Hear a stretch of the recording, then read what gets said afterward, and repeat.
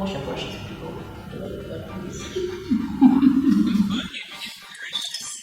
How do you typically prep for work with Ayra? If somebody disrespects me while I'm working, can I catch this hand? Okay, I'm joking.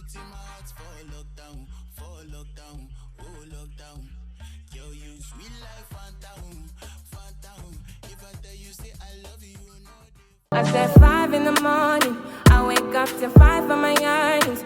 Hi everyone, welcome back to my channel.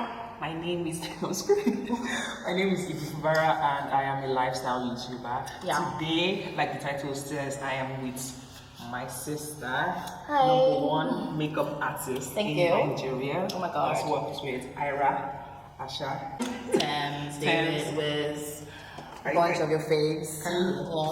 Anyway, today she's going to do my makeup and she's going to be talking about things that people could have done better in their early 20s when it comes to makeup. So things I wish I knew in my early 20s when it comes to makeup, things you wish you knew in your early 20s, things that people can do better in their early 20s, late 20s, just 20s generally when it comes to makeup, so that they can have a glammed up face like the one we're going to be seeing. And the makeup she's going to be doing, she's going to be recreating a look from Ayra that she did for one of the looks that she did for her for Rush. So we're asking her a couple of questions on how she does my makeup, and in the end, yeah, we're going to have a beat face. So let's go. Oh, don't forget to subscribe, like, share, you know, all the good things. Do the thing. In this video. Subscribe. We're begging. Yeah, begging. We're trying to make money. Anyway. Okay, so the first question is, so what's the first thing people should know about makeup when they first get into it? I like to say makeup is not one size fits all.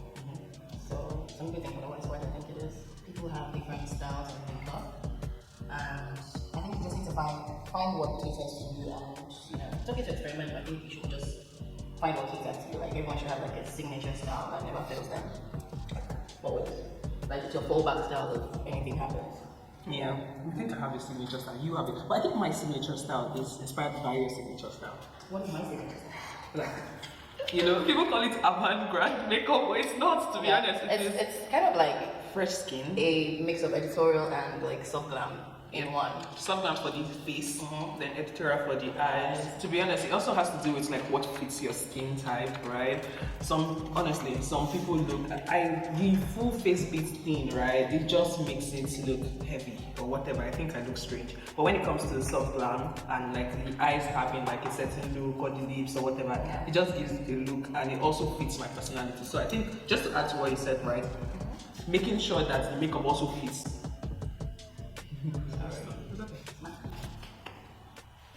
Making sure that the makeup also fits your personality is very important. Yeah, that's what I did when I eventually got into makeup, and to be honest, you get better at that style, which is good. Really? You do. Tell them what to do, tell them what to do. Alright, so I like to go in with a serum when I'm doing makeup, like just like the first thing. Yeah. I think it's focusing. So this is the new one from MAC.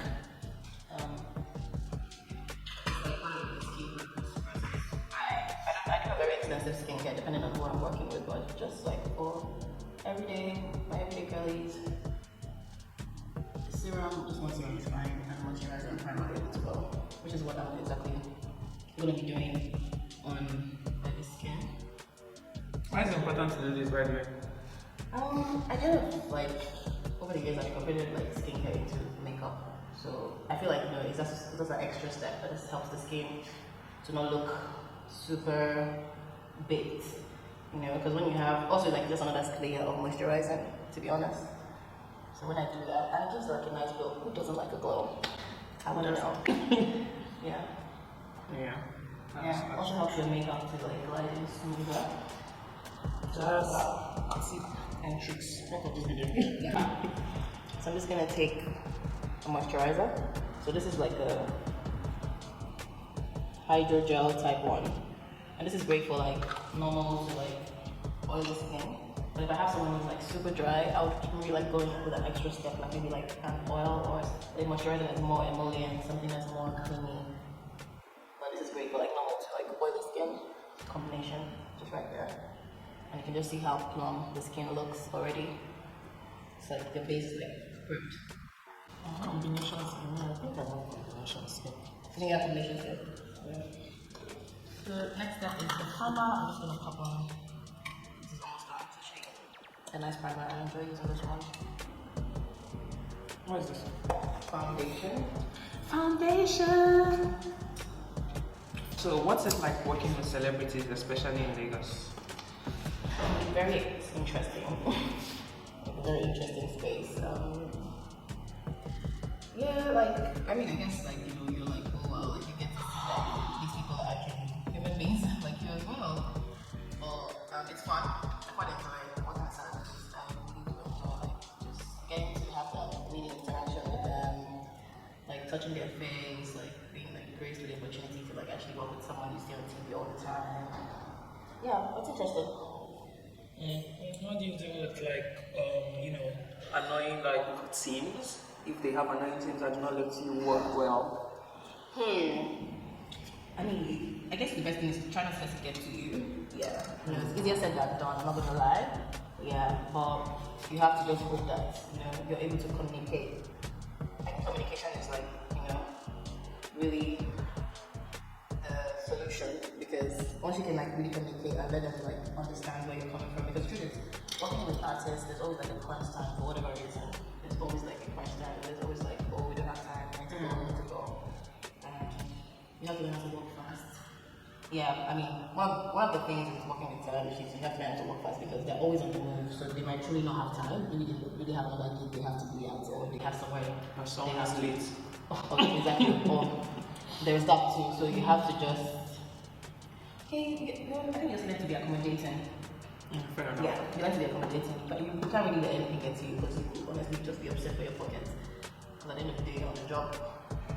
Yeah. The just the vex. You literally could just be vexed. Like, there's no point. Just, try to communicate. And also, like, hopefully your clients understand you so you can also, like, as long as you do communication, you can have, like, let them know what you're trying to do. Oftentimes, they sort of wield their power in that space and be like, okay, I need this person to do what they need to do.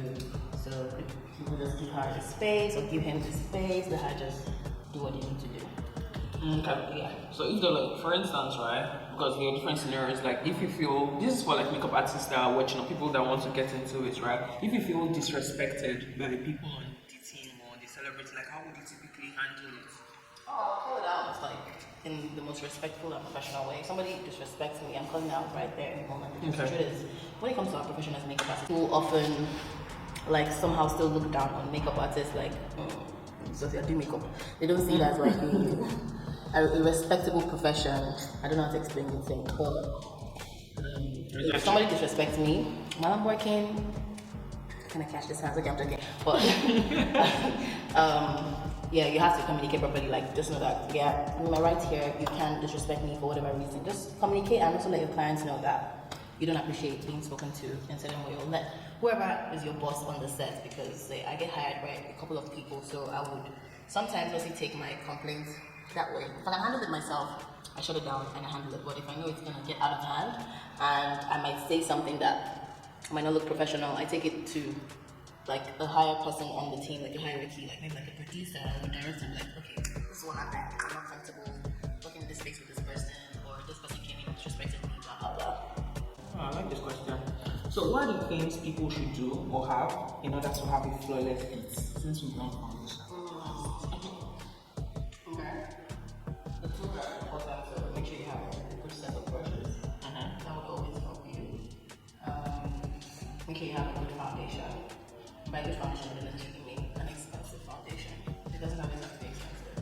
There are some expensive products you really can't tell when you use them, but there are affordable products that are also like really good. One of my favorite, I always say, staple affordable foundations forever is always going to be Maybelline. Because Maybelline just like, it works. And it has an extensive shade range. You can actually find your shade if you look. Yeah.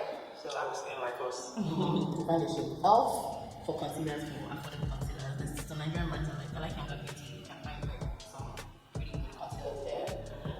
What else do you need for flawless? I'll say a good powder. So the thing is, if you want that like snatched face, a powder is always going to help you like give that look. Because while you do your creams and your liquids, you what gives that like flawlessness. Yeah. Then I'll say a nice setting spray to hold it together because it's hot. It's not light to anybody. Don't lie. Yeah, a nice setting spray to just keep it together. Yeah. Because yeah, it's a pretty humid country. And also try not to apply too much products. So I'll say go like little. And the ultimate key to a flawless base. Get your skincare together, babes. Yep. Or guys, whoever. Yes, yeah, once you have good skin, you realize that your application for makeup is just going to continue to be less and less, like product-wise. Like, yeah, if you're applying like a ton of foundation before, except that's your jam, you like to apply like really full coverage B. But if you get your skin to a really good point, honestly, trust you, like you would enjoy your makeup process a lot better. From the flawless queen, you know, our beat is always flawless. You see. Yeah, that makes sense actually. How do you typically prep for work with Ayra?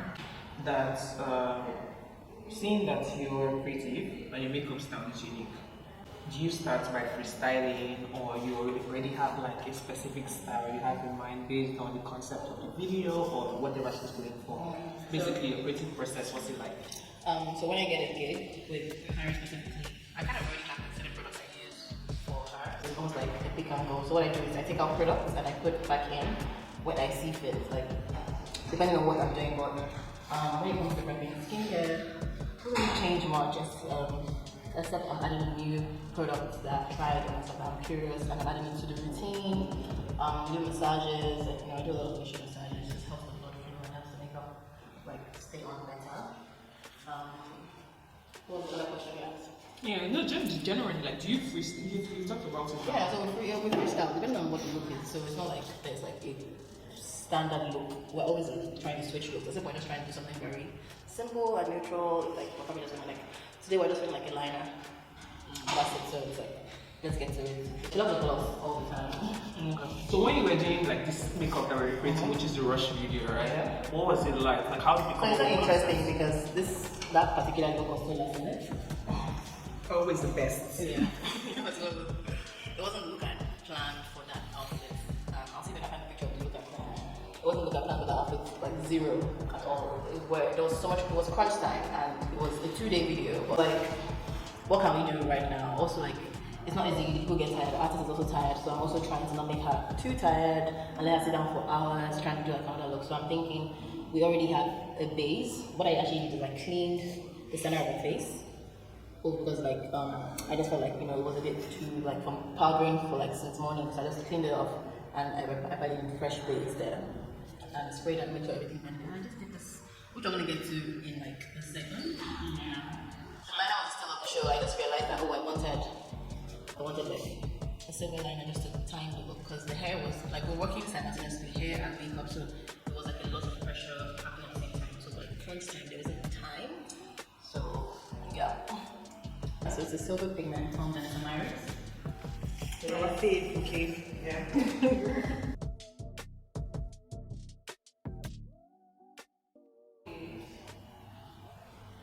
So I do this trick a lot on clients when I'm doing like a liner. I always have them open their eyes. What does it help with? With me like doing the wind in the right direction, I can easily open their eyes. So If I'm like me myself. if you're doing a liner, Yeah. I mean, yeah, it depends. For me, when I do my liner, I keep my eyes open. I look when I do my liner. That's a professional. I have to open only the second eye. Yeah, as long as your liner is like nice or the way you like it. Yeah, so whatever works for you. And I don't really care about being too neat because I can always clean it up. I can always adjust it. I hope you can see it, guys. Yeah. I was zooming already. So, and now I'm just adding back just for the silver to peek through.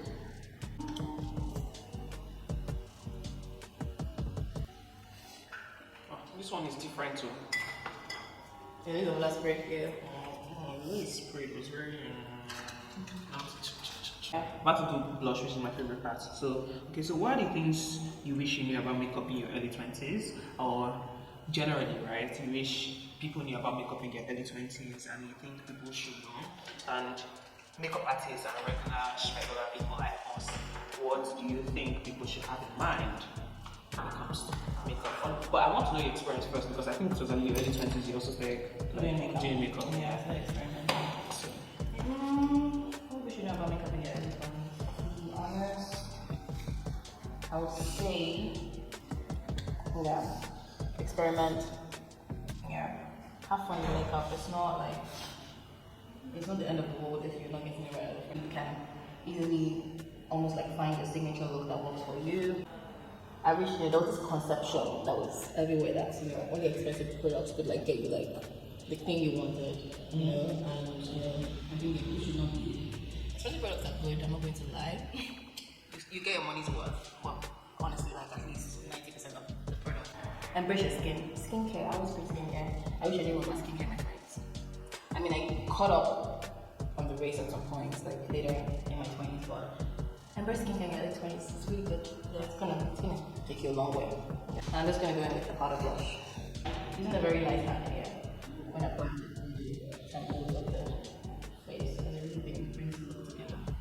okay, what about for makeup artists? Because that one seems like human beings. What about for makeup artists? What do you think they should know about starting out? Somebody's working in the same space as you, like if you want to be a bridal makeup artist, I would say, people don't realize how great it is, but I would say it's really great to assist people. Like when you assist, you're not putting the pressure on the front line to like really deliver the work. You're delivering the work because you're there to work, but it also opens your eyes to see things from a different angle. So that when you indeed now get to the stage where you're going to be heading things, you already understand how certain things to know instead of going head on. Like I had assisted people before I actually like went straight on to be like, okay, yeah, I'm ready to do this now for myself and all of that. So that really helped me and that really went to it took me a long way. I don't know, people are scared to assist people. And I can understand how that feels because everybody literally, because it's a very competitive space out here, everybody wants to be on boss. And it's cute to be on boss, but sometimes it's great to also work with people.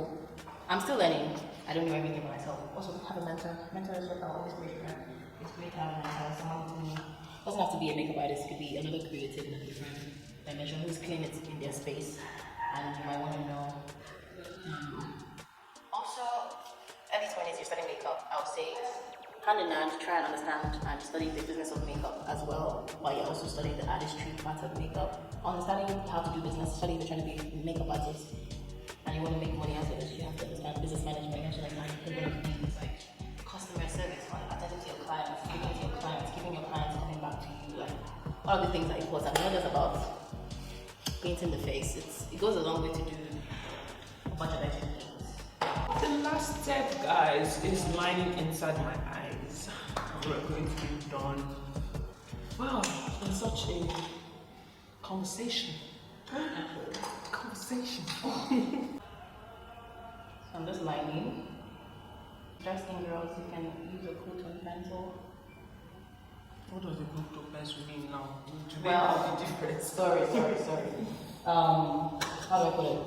More like the color that you get for when you do your eyebrows. Find a brown pencil that has that like color, that tone. Because most times people line them, they always use like a brown pencil or they just. I always see that black dark skin girls, they don't find liners. Oh, there's like liners for us, but like plenty. You like to be sanitary, it's important because you're working on a lot of people. You like to always keep it clean, kids. Wash your brushes, people.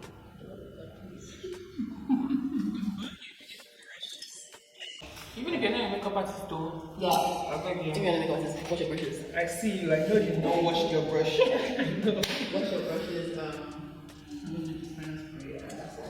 Okay. Minali.